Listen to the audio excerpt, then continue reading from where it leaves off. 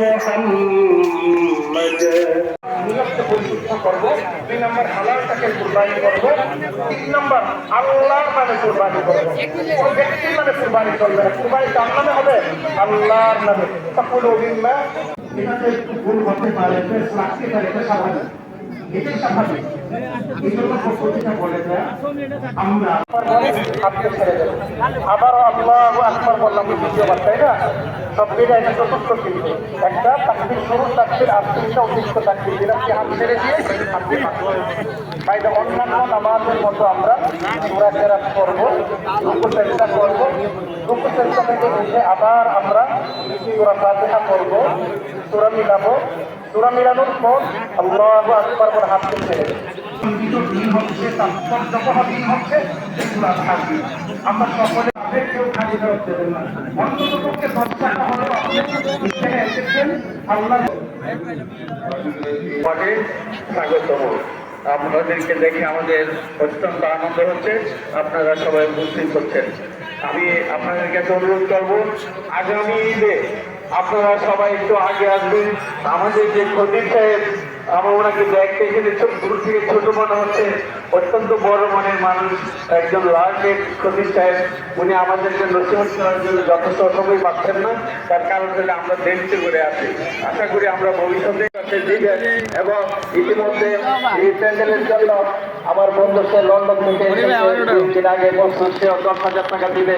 আপনারা যদি ওইভাবে দেন, আমরা আরো সুন্দরভাবে এই পরিবেশটা আপনাদেরকে উপহার দিতে পারবো। সকলকে ধন্যবাদ জানিয়ে, আর যারা এই এলাকাতে ইতিপূর্বে নামাজ পড়েছে এবং ঈদগার জন্য উন্নয়ন করেছে, আমি নাম বলতে গেলে অনেকে দোয়া করবেন, এবং আমরা যারা কমিটিতে আছি আপনাদের সহযোগিতা নিয়ে সুন্দরভাবে যেন ঈদগাহটা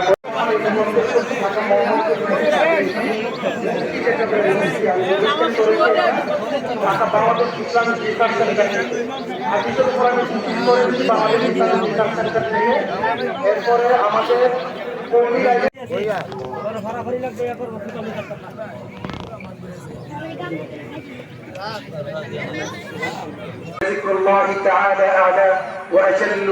বিভিন্ন জায়গায় ব্যবসা করছেন, আপনাদের এলাকার বিশেষজ্ঞ বলেছি, আপনাদের এলাকার মুখকে উজ্জ্বল করছেন, ওনাদের জন্য আপনারা দলকে কবুল করুন, মঞ্জুর করুন এবং ওলামায়ে কেরামের জন্য দোয়া করুন।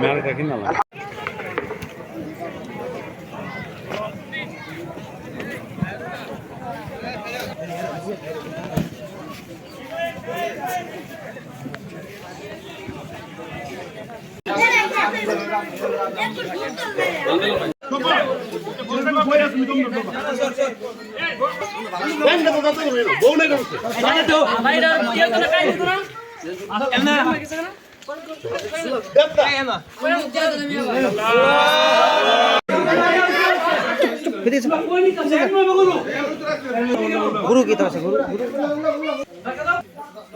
কেমন চলছে? কেমন